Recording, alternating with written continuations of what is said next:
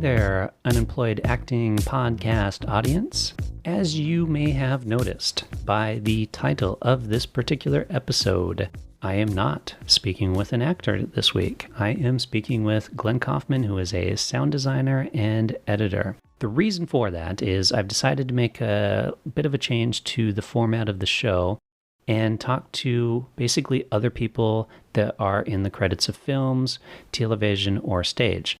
I figure at some point in time, it probably will lose interest for you as an audience member if I'm just kind of talking to the same type of people over and over again. And I want this podcast to be somewhat entertaining and somewhat informative and educational. And to do that, I need to kind of expand the people that I speak with and get on the show. If you've watched a film, you've seen the long scroll of credits at the end, and if you're like me, you've probably wondered, what the hell does that person do? Like, what is a grip versus a gaffer versus a second unit director versus any number of the other roles that are in the credits? And I think everyone has an interesting story to tell, and I want to provide everyone an opportunity to tell that story and to educate you as my audience listener if you are perhaps thinking about going into that as a career, or maybe you just want to learn a bit more about what that person does. Or if you're like me, you're a bit of a director and you want to have a better understanding of what the crew on your set does and the value that they add to your set. And so I'm not going to continue yapping on here. I'm going to go into my discussion with Glenn. Fascinating person. I've known him for quite a few years. I've worked on one of his films. He's worked on my films. And it was a pleasure just to kind of sit down and have a discussion and learn a bit more about what he does. One more thing you might notice is we just go straight into the talk. I don't do my usual welcome to Diary of an Unemployed Actor intro. I did record that, but I ended up just deciding to cut it out because there's a lot of great content here, and I'd rather have you hear that content versus just me yammering on. The guy who's the main Foley artist for Skywalker Ranch, does a meeting of Foley people from all around the world. Oh, wow. Twice a week. Like I'm on at 6:00 tonight, I'm on with them, and they're just kind of talking about recording Foley and things they worked on and how to get started. And, Nice. It's really cool. So there's guys from Paris, London, Denmark. Like that's kind of fun. And there's like 70 people on the call. So you're learning quite a bit and like sharing information. And I am. And like how to get started, how to do, this and that. And, I fucked this up a couple of days ago. Anybody have an idea how to fix it? And they're like, oh yeah. Well, usually the answer is, oh yeah, we all fucked that up. And here's how you fix it. That's cool. So yeah, they're really giving that way. And, there've been a lot of those in the sound community, because that's one of the things that they're really coming to grips with. How the hell are we going to get back on set is a big thing now, because like sterilizing microphones and things like that, and talking to my friends and folks in Hollywood, they're like, we're going to have an entire sound person who does nothing but sterilize, which means that we've got to have a trailer to sterilize stuff in, which means we have to have a driver on duty staying late. You got to pay crew to stay late to sterilize. So that's like adding time and budget to the whole thing. That's like 2 extra people and 10 extra hours a day added to the budget for big movies and things like, so they're all kind of dealing with that. And there was one proposal that like everybody on the film crew was going to self-isolate. It was going to isolate in a hotel for 2 weeks before they got on set to make sure nobody had it. Oh, interesting. Makes sense. Yeah, but then we're stuck for 60 days shooting the film. We can't go anywhere either. Yeah, you're stuck in a hotel room. Yeah. And once again, that's still an added cost of hotel rooms, and you got to pay them for their time. I mean, if they're isolating for 2 weeks, that adds 2 extra weeks to the budget. So So I think they killed that idea pretty quickly, but they were like, this is the shit we've got to think about. But valid points, though. Yeah. Because I could see that, because on a set, I'm thinking like makeup too, because you're in the makeup as actors and makeup crew, you're in the makeup trailer, which is an enclosed space. Your makeup artist is literally like inches away from you, putting shit on. They're, all the stuff's being touched by everybody. So how are they going to do that? I mean, one of the things they talked about is just completely doing away with radio mics, and everything will be done by boom. That way nobody has to get close. But, you're still in the same room, and everybody's eating together at lunch, and I mean all that stuff. First question that I like to kind of ask people is a little bit about their background. And so what got you into sound editing and sound design? Well, I studied theater and film in college, and I worked at the college radio station, kind of got into theater sound initially. And then when I got out of school, I was more of a stage manager in theater, that kind of stuff. My senior project was as a location assistant on the movie Mississippi Burning. And I very quickly realized, I could work indoors in the dark in theater all the time and not get paid very much, or I could work outside and make some money and be in film. And so I sort of pivoted to film and wound up, I was interested in film. And to be honest, initially, what I really wanted was to be Spike Lee. I wanted to write and direct and be the scrappy independent director producer type. And I've always liked writing, and I've always done it and still do it. And I think when I met you, I was doing some writing. I wound up going to graduate school, and I realized that I wasn't very good as a director. And I was lucky enough that the guy who taught sound there was a guy named Richard Portman, who he was an old Hollywood sound guy. He did the sound on The Godfather and on The Deer Hunter, and his dad did the sound on Citizen Kane. And Richard was one of the guys who helped Robert Altman develop multi-channel sound back in the 60s and 70s. And he basically, his hobby was painting. And so when he wanted to retire, he got the film school I wound up at, Florida State, to build him a theater to basically, that was his retirement gig, was to teach sound at Florida State in the film school. And he started the year that I started my graduate program. And so he got me really interested. When I realized that I sucked at directing, he kind of got me interested in sound. So I started learning about sound and learning about mixing, and not so much location recording, because he was a re-recording mixer. So he taught us sort of the importance of all the sound leading up to the end product, the mix, the final mix. And then when I graduated, I went to LA, and I wound up working an office job to get by. I didn't do a whole lot of sound, and I got out of film for a number of years. Then when we moved, my wife and I moved to Dublin, it was like I can kind of remake myself. And so I want to get back into film, and what is it that I always loved doing? And I picked up sound, started doing location stuff, and I liked that, but I kind of like the technical process and the creative side of editing. And so I switched to editing, and it was kind of a good thing because I developed carpal tunnel in my hand. And so doing the boom work and the location stuff isn't so good anymore, but I can edit. So I'm pretty much editing and sound designing full time now. So it's interesting because all of those stages of the sound. So you've got your on-set sound, which is the recording and the boom. And I don't think people realize, holding that boom over your head for hours at a time. I mean, that takes some serious endurance.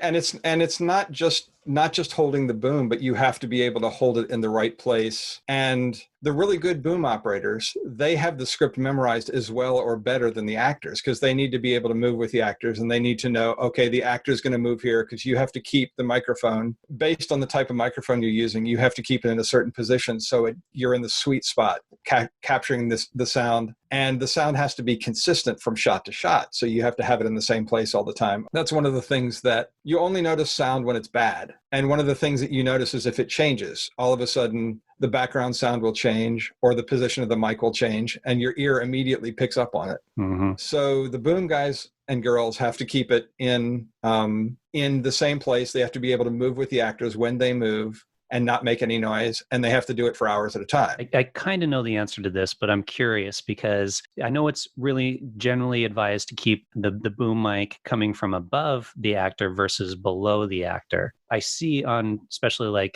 smaller sets where they might not know as much, they tend to bring the mic low instead of high. What causes the difference? Why is it generally recommended to be above instead of below? Typically the reason you want it above is the voice sounds better. If you have it down below, it sounds deeper. It sounds a little more chesty. And the thought had always been that it's resonance coming off of the chest. But in this seminar that I was in, they said, actually what happens is when you're down below, it's not adding reverberation from the chest. It's actually you're getting less of the high frequency stuff. Oh, okay. The result is the same. It sounds a little more rumbly and a little more bassy, but it's not because you're adding the stuff. Because typically what will happen is you can kind of fix that a little bit in post-production. You can add frequencies or take frequencies away, but it's a little harder to fix because it's actually cutting sound instead of adding sound, if that makes sense. So to fix it, you're cutting the kind of the bassy sounds in order to level it with the high sounds. That's what people would do.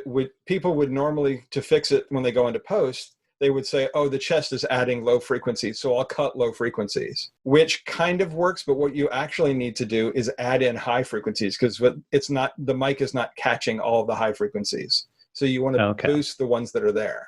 Okay. And that makes sense. And so, I mean, it was really good to learn that, because there are a lot of things that you can fix from onset sound, and that's what editors spend most of their time doing. I mean, you were talking about, what's the difference between an editor and a sound designer, and sort of what's the process. Yes, that was going to be my next question. Question. Okay. Well, let's just jump right into that. Perfect segue. Then I guess we'll start with the difference between an editor and a sound designer. Editors, there are a lot of different. The truth is they kind of do a lot of the same work. Okay, let's go back even further. On set, the location sound recorder's main job, and their primary, like above everything else, is to capture the dialogue as cleanly and as unadulteratedly as possible. They might do a little frequency adjustment depending on where the microphone's placed to make up for some of the frequency loss if a mic's underneath clothing, that kind of stuff. But generally, they want to catch the dialogue as cleanly and as clearly as possible, with nothing interfering with it. Then when it gets to post, the picture editors do all of their editing and stuff. The editor will often pick their favorite sound takes and things, but it's kind of important that they leave all of the sound available for the sound editor. And then the sound editor's job is to go in and clean up the sound as much as is possible. And by cleaning up the sound, that can be reducing background traffic. If there's some birds in the background, they might be able to help that. They might not. Generally, when I did location sound, I would tell people, they'd say, can you fix that in post? Can that be fixed in post? My answer was always maybe. And more likely than not, it can be helped. It may not be 100% fixable, but they can probably make it better. And by that, I mean, they make it so that it's not noticed. One of the things, if you listen to TV shows, and they're the worst at this because they have to work so fast, like the office scenes in particular are really noisy. You can hear the background noise everywhere because the air conditioner's on. There's all sorts of stuff that they don't bother to take out because they're just working too fast. So a lot of, like Homeland, you'll hear all sorts of background noises and things, just not individual stuff, but like air handling, room noise. And you don't notice that as long as it's consistent. You'd be amazed what you can get away with.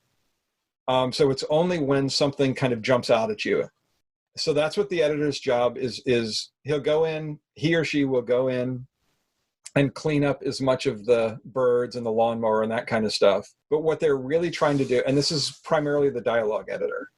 There are a bunch of different editors actually that do the sound. The dialogue editor's job is to cut the dialogue so that as they cut from camera angle to camera angle, the sound moves as smoothly as the picture edit, that you don't notice it. That means balancing backgrounds. Sometimes if an actor has a cold that day, they might go in and adjust them a little bit to take the kind of the nasal out or whatever. And if you have an actor that's particularly sibilant, meaning you hear a lot of their S's, they can go in and they can tame those S's, or another thing called plosives, which I notice your microphone has a pop screen right there. So if you were to be right up on the microphone and say, Peter Piper picked a peck of pickled peppers, those P's and B's and G's very often pop, and they're called plosives. So the editor will go in and clean as much of that stuff up as they can, so the dialogue sounds smooth and nothing jumps out at people. They don't go, oh, wow. I noticed that too with my own voice. Obviously, I edit this on podcast and I tune into it as I'm editing it. And I'm like, man, that's really freaking annoying. And to your point, that's the value of doing a sound edit, because as an audience member, I don't know if this is true, but I've heard this, and you might agree with me on this. But as an audience member, when we're watching a film, and this is probably more noticeable in like the smaller film festivals, or like you said, maybe television or YouTube videos, people are probably a bit more forgiving when it comes to bad video quality sometimes. Yeah. When it comes to bad sound, they're less forgiving. So if you're sitting in at a film festival and that accepts lower quality films and you get bad sound, it distracts you from the film, which then kind of ruins that whole experience. Yeah.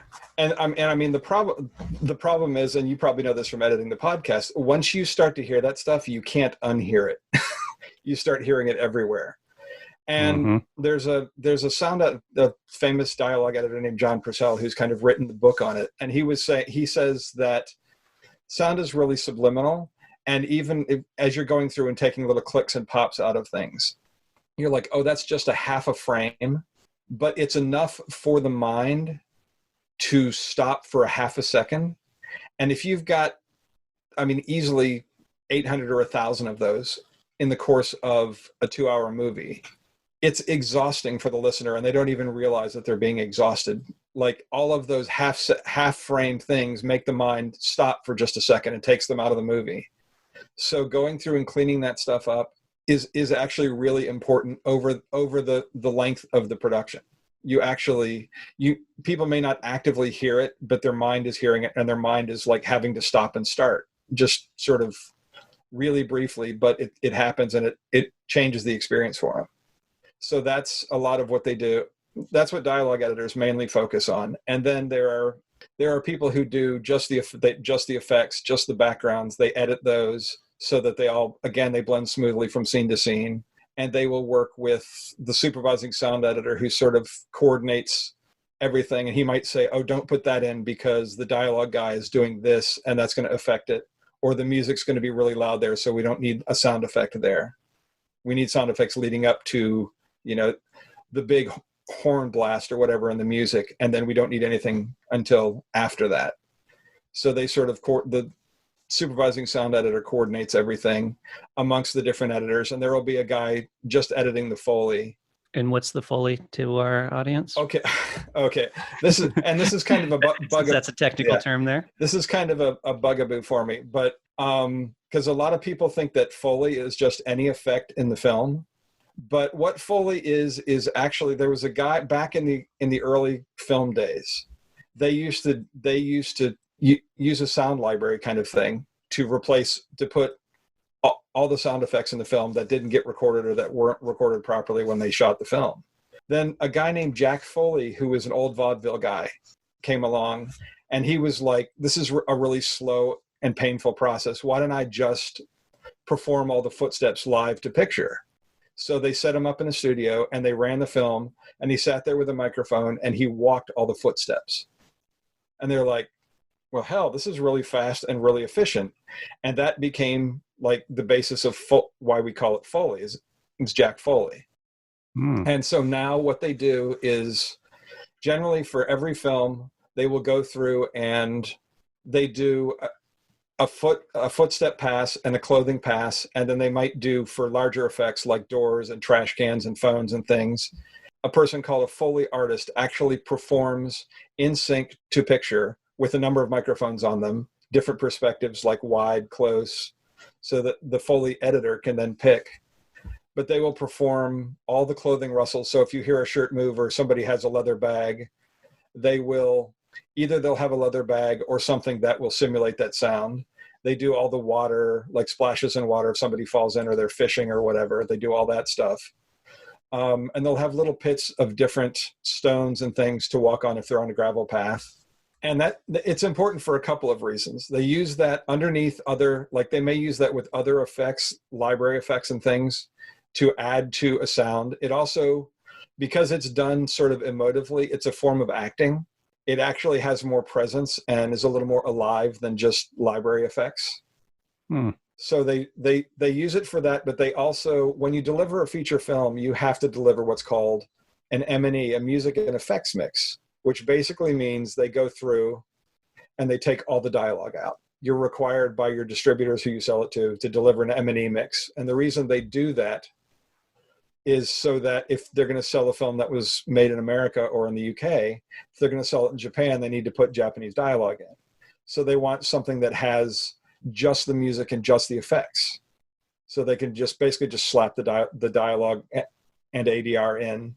And so they'll very often, they use the Foley, primarily the Foley for that, because it's all acted in sync. And they may augment the Foley with some library effects. So sort of the short answer is all Foley are sound effects, but not all sound effects are Foley. And okay. And Foley is performed in sync to picture. So even if you just go out and record effects, that's just effects. It's not Foley. Okay, that's kind of what I was wondering. Yeah. So effects that's where kind of we see these like, outtakes and videos of like somebody smashing a watermelon in order to create an effect of like somebody's head being smashed open, or that, versus Foley, which is probably more accurate to where like if somebody's walking, they're actually a recording of somebody walking versus somebody smacking two pieces of wood together. Yeah. I mean, and the classic Foley is the Monty Python using coconut shells for horse hooves. Oh man, so best. Yeah, yeah. So, and one of the best Foley tricks I've ever heard is for pet nails, like dog nails. They will put on a gardening glove with paper clips taped to the fingertips and just kind of run their fingers across the wood floor. Oh, that's awesome. And that's how they do dog nails for like all the dog movies. And so how does the sound designer integrate with all that? So a sound designer is someone who they're doing a type of editing as well, but they're sort of creating sounds whole cloth. And that might be a lot of sound design goes into games, and there's usually a sound designer on a film as part of the sound editing team.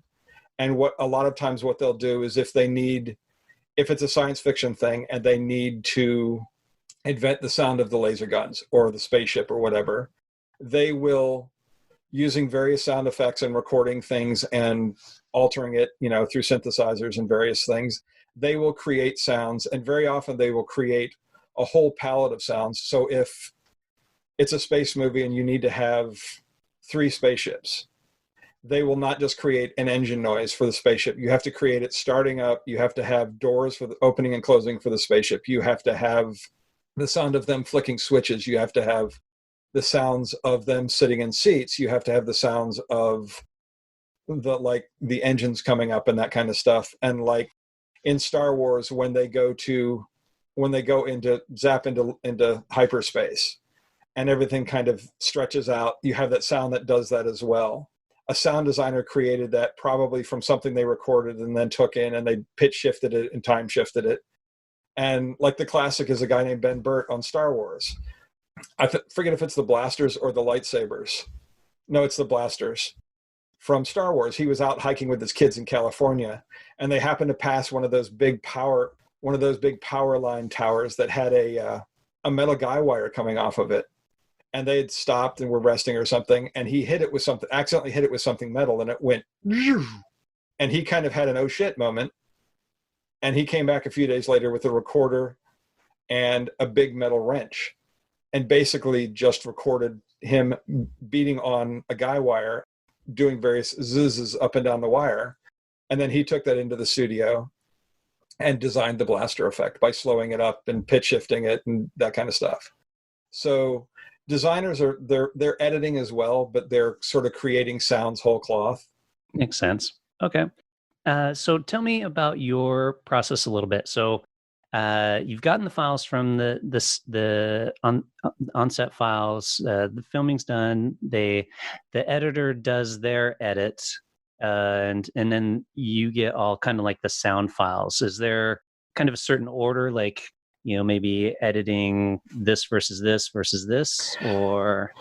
Well, typically, actually, sort of what happens is, I mean, it's nice if I actually get the files, and I try to go out of my way to get the files from the sound guy on set, and so that way I have everything and I lock that away. I'm big on backing up and having tons of hard drives and backups and things, because I've worked on so many projects where people said, oh, we didn't have enough money for an extra hard drive, and oops, we lost all the files. So I back everything up. So I'll get the original sound files and I lock those away. And then typically what happens now is if they edit it in, let's say, Adobe Premiere, I edit in Pro Tools. So the picture editor, I have to figure out a way to have them transfer me their edit. And ideally what I want is them to send me their edit with all the sound files attached that they used in the actual cut. So if they used 3 seconds of scene 1A, shot 1, I want the edit that will have those 3 seconds already built into the edit. So I get that file from them, and then I can suck that into Pro Tools, and it's got the cuts already made and the sound files already there. So is there a certain format that needs to be in? Like, it's just nowadays is it separating it all? It's an AAF file is what you're looking for. Used to be something called OMF, but has less information for me to use. And typically it's good if they leave all the microphones attached, because I might have to, because a lot of times editors will go through and say, oh, I only want to use the boom in this, and they'll take all the lav tracks out. Well, then you have the problem, like it comes to me and I go to edit, and the boom track has something like the first half of the word thank in thank you isn't good. So I have to go and find files to replace the THA part of thank you. But if they have all the microphones there, I can just go to one of the other mics that might sound a little better, and I can just cut it in and go. So kind of geeking out here just a little bit, sorry audience, but I'm picturing Premiere Pro, and you've got like, multiple layers for your video files and multiple layers for your audio files. Yeah. So what you do, you're syncing all of those audio files, and then so they would then send you an AAF, and it would still have each audio file separated. Yeah. Into its own layers, that you can then take that into Pro Tools and have those same layers, and then that way you're able to kind of play with them versus having if they just sent you just one, like, I mean, I would imagine atrocious would be like to send you an MP3 of the audio edit, which has just everything mixed in, so you can't really do anything with that. I've had that before, and the problem with that was then instead of spending my time editing, I had to spend my time going back and figuring out which take they used, finding the sound file, and hand syncing it. So, and I was doing it for free for a friend kind of thing. And I was like, I really want to help you with this. And I've got about 20 hours I can give you to use on this. Well, I spent 18 hours syncing. So, I'm only able to give you 2 hours of really good design and editing time. Yeah, which hurts the project. And I know from an editor standpoint, it looks really clunky on screen when you're editing and you're dragging a piece of film and it's got 5 audio tracks attached to it. It looks really clunky, but down the line, it saves everything time-wise. And that's one of those things we were talking about, paying versus not paying. It's one of those things that when you're not paying for post-production time, or you're not paying somebody, you kind of don't realize the value of saving time for people down the line. But if you're paying your post guys in sound, $1,000 a day or whatever, if having all the audio files attached saves them a week and a half of time on a film, that's huge. Yeah, totally agree. And it's funny because I think about that too when I'm on set, depending on what I'm working on. If it's a smaller production, people often aren't necessarily thinking about post-production. And it's kind of like, from an editor's point of view, you might get 2,000 video files and 180 audio files. And it's like, well, why are these not matching up? You should have the same of each. And then you got to kind of figure out what goes with what, or if they don't do a good job with the clapboard or with their on-set recording of the, the logbook or anything like that. That's one of those things. I'm a complete Nazi about logs and slating and stuff. And that's one of the things that I think we've talked about this, that drives me a little nutty about the DSLR revolution, where anybody who has a camera can pick it up and shoot, is it's kind of taught sloppy. There's some sloppy filmmaking practices going on because nobody's having to pay for anything. And there's a lot, like some lack of rigor going on there, which, it takes a little extra time to keep a log. You have to have somebody keep the log, and it takes a little extra time to slate each time, but it's so much more efficient. And from the standpoint of respecting people who are who are helping you out and working on it, respecting their time, it makes such a difference. Oh, totally. I had, this was a few years ago, and a friend shot a film, and I'm like, yeah, I'll edit it for you. I mean, no biggie. Sure, I got some free time, I'll do it. And I know he didn't really spend any money on it. and then they sent me all the files, and they had the camera audio turned completely off. So you could sometimes see the clapboard where it clapped at, but not always. Yeah. Oh, And God. yeah, totally. And then the audio files, and I'm like, how am I supposed to even sync these? Because you can't automatically sync them now. You've got to visually sync them. Yeah. And it was like, eventually, like after working on it for a few days, I sent it back to him. I'm like, dude, I can't edit this. Yeah. And that's why, to your point, it's so important when you're on the set, even if it's a small production with newer filmmakers, that you still need to think about what the people in post have to go through. Yeah. Once they've got the files. And that's, I agree with you. I'm kind of a Nazi as well when I'm on set. And I did something, well, I guess it was a few months ago, but it was kind of one of those like, hey, let's make a film in a Saturday type thing. Yeah. So with a bunch of newbies, and I remember arguing with people on the set and making them cut so that way every time you cut audio, you're also cutting camera. And because sometimes people would be like, oh, I'll just keep recording. I'm like, did you cut over there? And then you cut too, and making them properly track everything. And people kept getting annoyed with me, like, oh, this isn't that. And I'm like, yes, it is important. Like, even if we're just doing this for the fun of it, it's still, you're learning good skills will help you as you work your way up, Basic filmmaking skills. Yeah. I mean, that's one of the things that's really nice about doing sound nowadays is there are a lot of digital tools that make it so much easier. I mean, I kind of started back in grad school. We were still working on actual film and magnetic tape. And so I kind of started with that. And we had one of the very first Pro Tools setups back in 95. And so I was right there at the transition time, but I remember the old days of cutting on tape. And nowadays you can kind of do so much more. You can take out you can fix a lot of things or help a lot of things that you couldn't do before, which is really nice. Next question, then, kind of along those lines. So what is some kind of tips and tricks? Let's say I'm speaking and there's a door shut. Most likely you're going to have to re-record just the speaking without the door shutting in the background. I think of a big one is, let's say the boom operator isn't doing a good enough job of moving back and forth between the two people on the dialogue. So you've got to then adjust the audio for one person so that it's at the same level as the other. But then that's potentially bringing up the background noise a little bit as well. Yeah. The biggest tip for like on the location side when you're recording is try not to have sound over dialogue, because if you have clean dialogue, you can replace the other stuff. Like I remember I was working on a film a couple of years ago, and we were shooting we were getting a shot. Somebody walked in the door of an office and they asked something of the receptionist, and the person playing the receptionist gave their line, but they were sitting there tapping a pen on a notebook while they were doing it. And the director wanted the tapping thing. It was as simple as me saying, can he do the tapping in a way that it's not over the line? And they sort of reblocked things so that the tapping wasn't over a line, and it was fine and it was clean. And the director got the tapping thing. And I also recorded the tapping wild in a separate take so that the sound editor, who is not me, could play with that as well. One of the clips that I gave you takes place in a bar, and you'll notice that the first time is the original camera audio, and you can tell there's a lot of noise and like foot shuffling and things going on in the background. No, the other one. What other one? The one he's in love with. Elizabeth. She left me. She left you? The next time is where I have used a program called Dialogue Isolate that takes all of the dialogue, pulls it out so you have nothing else there. You listen to that and it sounds really dead. No, the other one. What other one? The one he's in love with. Elizabeth. She left me. She left you?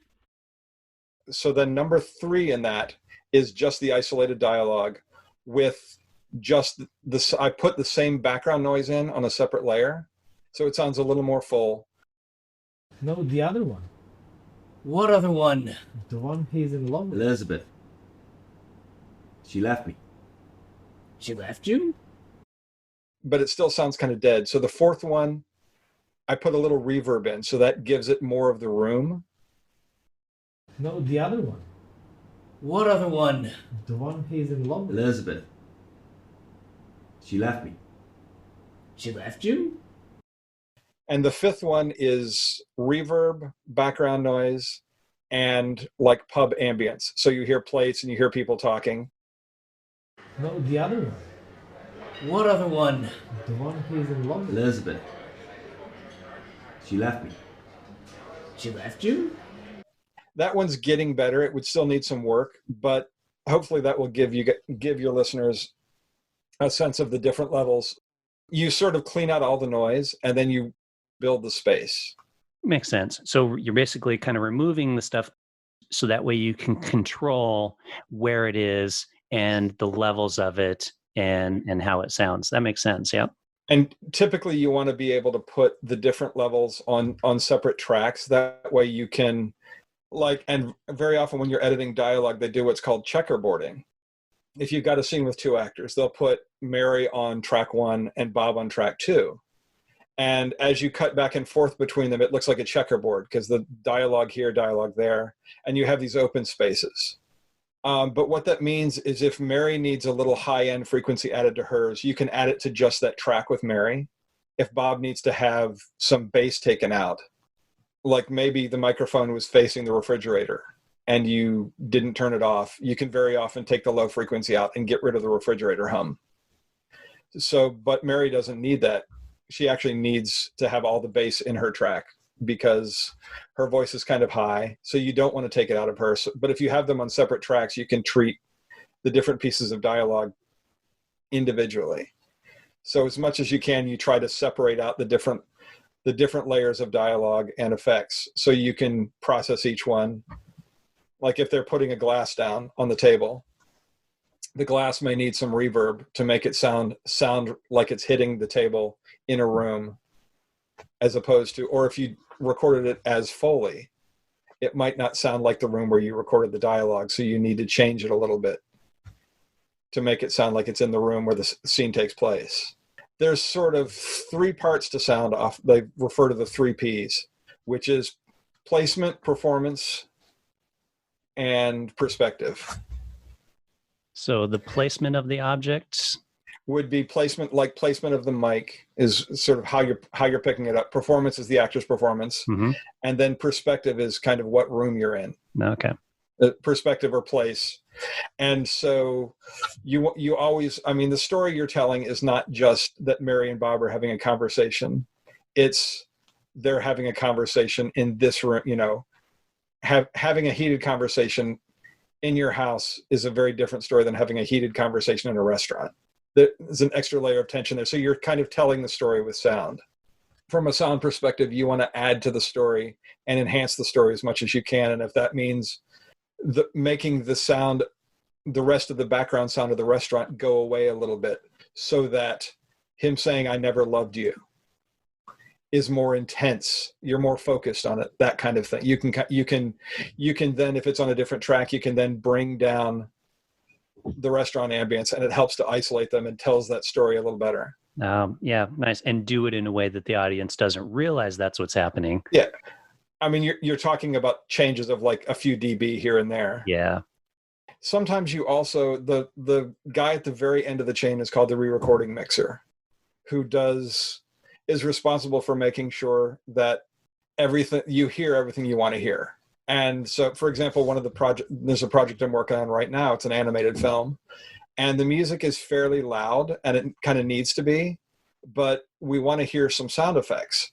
So we're finding the sweet spot where you raise the sound of like a metal cage closing just enough so it just sort of comes over the music. So you hear it just enough to tell the story, but not so much that it detracts from the music. Yeah. And there's also a trick that re-recording mixers will use a lot, called scooping, or making a hole in the music, where if you've got music playing, and let's say you've got a heavy dialogue scene, you're having a hard time hearing one of the actors because, say, their voice is at roughly the same frequency range as a cello. Well, the music happens to have been recorded with a cello, which is in some ways is a bad compositional choice, but it's there. So the re-recording mixer, they're doing the scene, they're up against the deadline. They're like, we don't have the time to re-record this. What do we do? So they'll do what's called making a hole in the music, or scooping. They go in to that scene where we're having a hard time hearing Mary's voice because it's the same sound as the cello. So they'll go in into just the music track, and they'll take the frequency of Mary's voice and bring it down just enough, essentially bringing the cello music down just enough so you can hear her voice, but just in the music track, so it doesn't take her voice down too. So they make a little scoop in the frequencies in that part of the music where they're having a hard time hearing her. It doesn't increase her voice, but it makes more room for it. Oh, interesting. So they can kind of do that sort of thing. They have all sorts of little tricks like that. And it's enough that you don't notice the music coming and going, because your mind should be on her anyways. So that little subtle tweak in the music is not really noticeable. Okay, so you've got another one here called Flowers. Okay, that's an example of that. The Flowers thing was my fault because I was directing, and it was mine and the sound guy's fault. I didn't think about it. It's a scene where the guy comes in and he's going to give her some flowers, and they're wrapped in cellophane the way flowers are. And that cellophane sound is all over the dialogue. So if you listen to the first take, it's all over the dialogue. Are those for me? Oh my God, that's so sweet. What's wrong? Julie, I'm sorry, I've never done this before. Oh, it's okay. Don't be nervous. We're going to have a great time. If it helps, I'm nervous too. Juliet, I ran into your friend Elizabeth last night. Yeah, noticeable. So in the second one, I went through and I tried to tame that sound a little bit by taking the high frequency off. And it's a little bit, that's one of those situations where you can make it better, but you can't fix it. So it's a little better, but it's still there. Are those for me? Oh my God, that's so sweet. What's wrong? Julie, I'm sorry, I've never done this before. Oh, it's okay. Don't be nervous. We're going to have a great time. If it helps, I'm nervous too. Juliet, I ran into your friend Elizabeth last night. Yeah, you can still hear it, but it's not as distracting, I guess. Yeah. And the other problem with that is by taking the high frequency off, since Christina has a fairly high voice, any bit that I do to fix the cellophane with high frequency attenuation is going to cut into her voice as well. So you'll notice that the second one, yeah, there's less cellophane, but the voices all sound a little muddier. So it comes at a cost. So that's one of those moments where I should have just done away with the sound guy should have said, this sounds terrible. And I should have just done away with the cellophane, and it would solve the problem. And got a recording of her just saying the lines without the noise of the cellophane, and then maybe grab the cellophane separately, and then yeah, okay. I can put them together, or just do the scene so he finds some way of him handing the flowers over with not wrapped in anything. Do you have any like kind of misconceptions about sound editing or sound design that you can top of your head? Again, the biggest one is we can fix it in post. The answer is some things you can, some things you can't. And more often than not, they can be helped, but not fixed, meaning they can be made better. And for everything that you don't do right in the first place, that's just adding time later on for somebody to have to go do that. Yeah. I mean, the golden rule of filmmaking is always money, time, and quality. Pick two. Yeah, exactly. What are the two you want? Yeah, exactly. Yeah, you can have it fast and good, but it won't be cheap. Yep. You can have it, good and cheap, but it'll take a long time. I mean, that's the metric for everything. And in post, it comes down to if you get it right on set and you take the time to get it right on set. If your sound guy says we need another take or we didn't get it, generally trust him or her. That's another thing is hire people that you trust and listen to them. Yeah, so important. Like the best crew that you can possibly afford is worth it. I mean, there's a reason why your on-set sound person makes what they do. I mean, they have the ears for it, so they know what they're listening for. They have the right equipment for it. They have, they know what they're doing versus. And they're generally really passionate about it. So, they care about sound. And I mean, it's like with acting, they say, directing and stuff, they say nine tenths of directing is casting. Mm-hmm. I mean, it's